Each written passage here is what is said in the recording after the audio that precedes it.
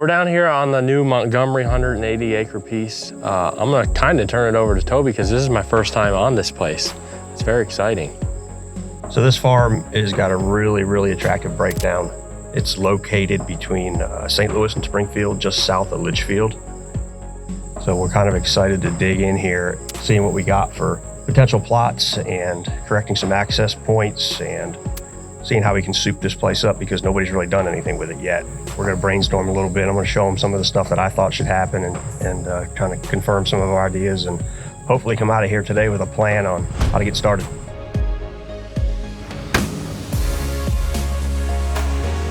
That creek bottom, man, I mean, talk about having like a little honey hole thicket of super holding power back there. That south-facing slope that's, you don't want to walk through all this anyway. I like this back here because you have this little cove. It'd be a good cove to buy back tillable and then have the green plot somewhere down relative to it to where they filter in and out. And even this inside corner, see that draw comes up a little bit further. That inside corner is probably killer. Oh yeah, I was there, it's beat up. There's the trail that goes around that pinch. Yeah, see this flat here is narrower than it feels. We're about halfway from the tillable field to the back property line, and we got into a cluster of white oak here. Because of where this is situated and the distances from food plots and kind of in a little bowl that you probably wouldn't hunt anywhere wind-wise because the thermal would be weird. Probably go ahead and take a good little bit of this white oak out of here. Let the canopy, let the sun come in and thicken everything up because as you can see looking through here, it's all wide open. There's hardly any real thick undercover. I mean, I can see 100 yards through the woods and it's the middle of summer. You can do a lot within your cover that makes the deer use it a certain way or bed in a certain place or create access for yourself. Like say you wanted to come in here and hunt this ridge in a rut. Because we're gonna take this little pocket of trees out of here, you're gonna have a nice road, nice and quiet. You come in with a golf cart or quiet cat or something and get in here and be able to efficiently hunt the middle part of this farm. Or if you didn't do any of that, it's kind of like needle in a haystack. Everything looks the same. The terrain's not really drastic enough to funnel them. Using the logging project to spot cut things heavier changes the dynamic of the internal parts of your farm, which is just as important as changing the dynamic of your food. We just walked through probably 300 yards of what I would call mature timber. Didn't see a lot of beds, didn't see a lot of holding power. The trails are there and stuff. As soon as I started off the back side of this ridge right here, see this, you can see the light coming in and it hits this part of the forest floor. And all of a sudden there's this little patch of low understory.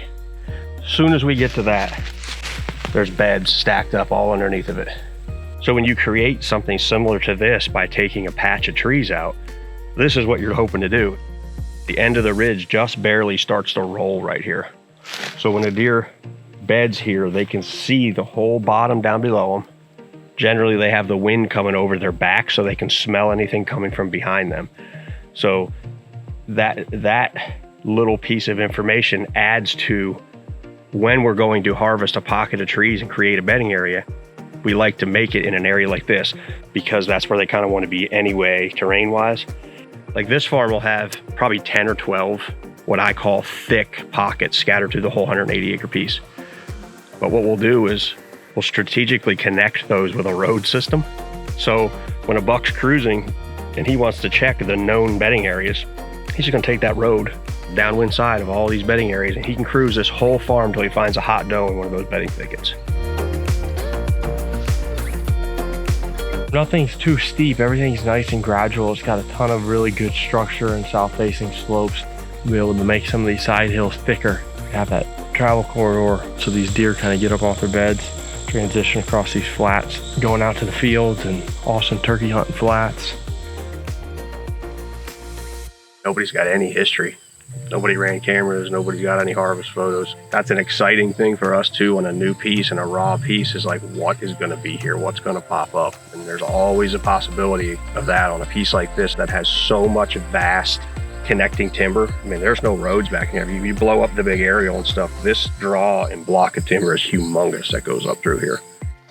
We always develop these farms to where if somebody wanted a smaller piece of them, we have the ability to sell it like that. So we talked about some of these lines and how you won't affect your neighbors and stuff hunting. And as always, it'll be available to see it or purchase it pre-market. Feel free to reach out to us and come out and check it out before it hits the market. We walked the north end of this 180 in Montgomery County. It's super hot. Spider webs everywhere. This sucks. We'll finish the rest later. Peace out.